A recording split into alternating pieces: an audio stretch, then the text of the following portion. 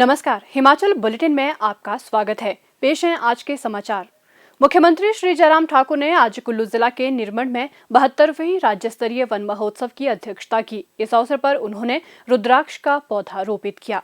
इस अवसर पर मुख्यमंत्री ने कहा कि पर्वतीय राज्य होने के कारण हिमाचल में वनों का विशेष महत्व है। वे न केवल हिमालय क्षेत्र के पर्यावरण का संतुलन बनाए रखने में महत्वपूर्ण योगदान देते हैं, बल्कि राज्य की ग्रामीण आर्थिकी को सुदृढ़ करने में भी अपनी अहम भूमिका निभाते हैं। उन्होंने कहा कि इस वर्ष राज्य के विभिन्न भागों में 14,000 हेक्टेयर से अधिक क्षेत्र में 1 करोड़ 40 लाख पौधे रोपित करने का लक्ष्य निर्धारित किया गया है। उन्होंने कहा कि प्रदेश में बालिकाओं के सशक्तिकरण और हरित आवरण को बढ़ाने के लिए एक बूटा बेटी के नाम कार्यक्रम शुरू किया गया है। श्री जयराम ठाकुर ने कहा कि हिमालय राष्ट्र को शुद्ध वायु प्रदान करता है और ये सभी का दायित्व है कि हम वनों का संरक्षण करें। उन्होंने कहा कि 20 और 21 जुलाई को आयोजित किए जाने वाले अभियान के दौरान प्रदेश के विभिन्न वन मंडलों में 246 स्थानों पर लगभग 11 लाख पौधे रोपित किए जाएंगे। उन्होंने कहा कि इस वर्ष वन विभाग नगर परिषदों और पंचायतों के वार्ड सदस्यों को अपने संबंधित क्षेत्रों में स्थानीय समुदायों की सहायता से पौधरोपण के लिए 51 पौधे प्रदान कर रहा है। उन्होंने कहा कि इस वर्ष रेड क्रॉस द्वारा 1 लाख अतिरिक्त पौधे भी रोपित किए जाएंगे। मुख्यमंत्री ने कहा कि इस वित्त वर्ष के दौरान क्षेत्र में 3,500 हेक्टेयर भूमि को लैंटाना मुक्त किया जाएगा। मुख्यमंत्री ने कहा, हम सब लोग सौभाग्यशाली हैं कि हम देवभूमि हिमाचल प्रदेश में रहे, जहां हम जमीन पर खड़े होकर के नीले आसमान को देख सकते हैं। मेरे कहने का अभिप्राय है कि पर्यावरण की दृष्टि से हम बहुत अच्छी जगह बसे हैं। आप बड़े शहरों में जाइए, मुंबई जाइए, दिल्ली जाइए, दूसरे बड़े शहरों में जाइए, उनको मालूम है आसमान ऊपर होता है, लेकिन रंग उसका कैसा होता है ये दिखता नहीं। हम आसमान में रात को तारे दिखते हैं, हम तारे देख सकते हैं। कारण यह है कि पर्यावरण साफ सुथरा है, पोल्यूशन कम। और उसकी सबसे बड़ी वजह यह है कि हमने यहाँ पर हिमाचल प्रदेश में जंगलों को नष्ट होने से बचाया है। विभाग ने काम किया। विभाग के साथ साथ में मैं हिमाचल प्रदेश की जनता को भी आभार व्यक्त करना चाहूंगा, माताओं बहनों का भी आभार व्यक्त करना चाहूंगा।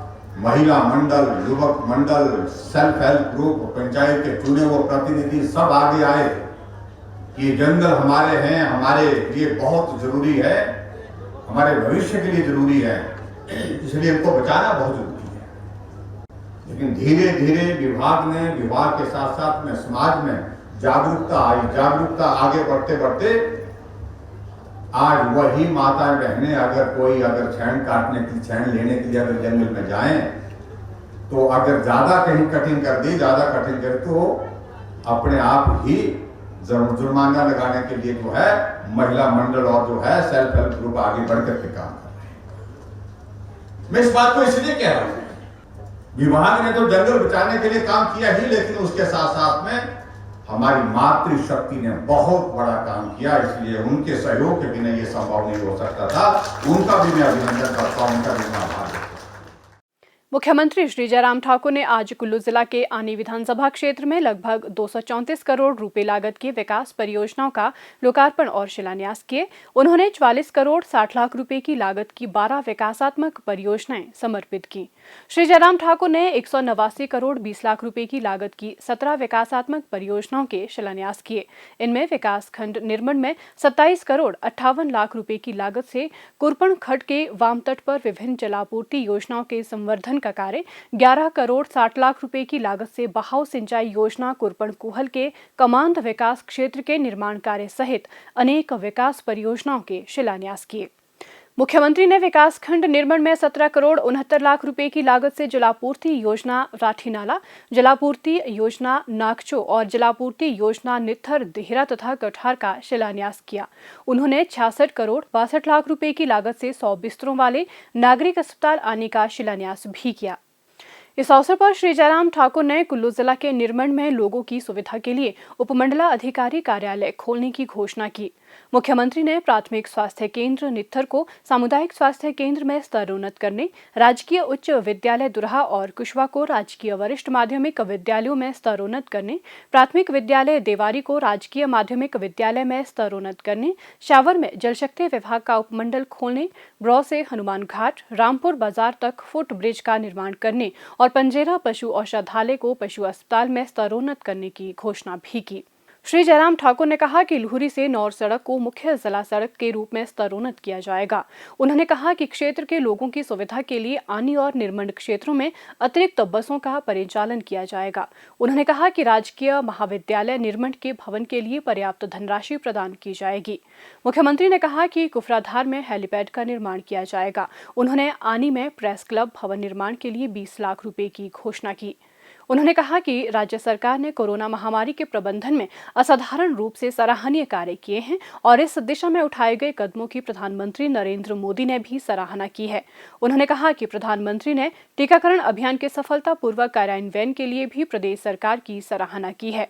उन्होंने कहा कि राज्य ने वैक्सीन का शून्य क्षय सुनिश्चित किया है और राज्य के जनजातीय जिलों में 100% आबादी को वैक्सीन की पहली खुराक प्रदान की जा चुकी है। श्री जयराम ठाकुर ने प्रदेश के लोगों के कल्याण और राज्य के विकास के लिए सरकार द्वारा चलाई जा रही विभिन्न विकासात्मक परियोजनाओं की जानकारी दी। उन्होंने कहा कि हिमकेयर, सहारा योजना, हिमाचल गृहिणी सुविधा योजना आदि योजनाएं प्रदेश के जरूरतमंद लोगों के लिए वरदान सिद्ध हो रही हैं। मुख्यमंत्री ने कहा कि प्रदेश ने राज्य के 6 बार मुख्यमंत्री रहे वीरभद्र सिंह को हाल ही में खोया है। उन्होंने कहा कि अलग अलग राजनीतिक दलों से संबद्ध होने के बावजूद भी हम दोनों में एक दूसरे के प्रति परस्पर आदर था। उन्होंने कहा कि वीरभद्र सिंह की मृत्यु किसी एक राजनीतिक दल के लिए नहीं बल्कि संपूर्ण प्रदेश के लिए क्षति है। मुख्यमंत्री ने पौधरोपण और वनों व वन्य जीवों के संरक्षण में अमूल्य योगदान के लिए वन अधिकारियों, कर्मचारियों, ग्राम वन समितियों इत्यादि को सम्मानित भी किया। आज शिमला में पत्रकारों को संबोधित करते हुए मुख्यमंत्री श्री जयराम ठाकुर ने कहा, हमारा लोकसभा राज्यसभा का हमारा 70 केंद्र में चल रहा है और बहुत ही दुख के साथ ये कहना पड़ रहा है कि विपक्ष एक मुद्दे को इन दिनों उठाने की कोशिश कर रहा है जिसमें कोई भी सत्यता नहीं है, सच्चाई नहीं है। और यहां तक मैं कह सकता हूं कि उसमें जो बात दिखती है वो प्रमुख रूप से विपक्ष के पास पिछले लंबे समय से कोई ठोस मुद्दा नहीं है जिस मुद्दे पर वो सरकार को घेर सके, सरकार के सामने अपनी बात कर सके। ऐसी परिस्थिति में अभी हाल ही में जो मॉनसून सत्र हमारा लोकसभा और राज्यसभा का शुरू हुआ है, फोन टेपिंग और जासूसी करने का आरोप लगा करके एक नया मुद्दा खड़ा करने की कोशिश कर रहे हैं। देश बहुत मजबूती के साथ कोविड के सेकंड फेज का सामना करने के पश्चात उससे बाहर निकल रहा है आदरणीय मोदी जी के नेतृत्व में। और ऐसी परिस्थिति में राजनीतिक मकसद से कुछ मुद्दा तलाश किया जाए, मुद्दा उठाया जाए, उस दृष्टि से एक ये प्रयत्न किया जा रहा है। और मैं मित्रों ये कहना चाहूंगा कि ये एक संयोग ही है जिसको बोल सकते हैं, जिस पर विचार करके जो है विश्वास करना सही मायने में बहुत कठिन है कि संसद के मॉनसून सत्र के शुरू होने से ठीक एक दिन पहले 18 जुलाई को मीडिया में पेगासस मामले को लेकर के रिपोर्ट आती है और मॉनसून सत्र से ठीक पहले उस मामले को एक सोची समझी रणनीति के अंतर्गत सदन को रोकने के लिए सदन में उठाया जाता है।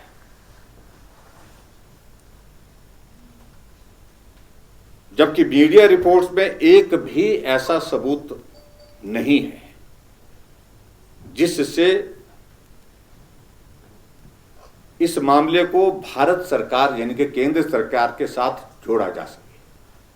लेकिन मॉनसून सत्र में इस प्रकार से इस मामले को इस प्रकार से उठाने की कोशिश की जा रही है ताकि हम सदन को किसी सूरत में चलने ना दें,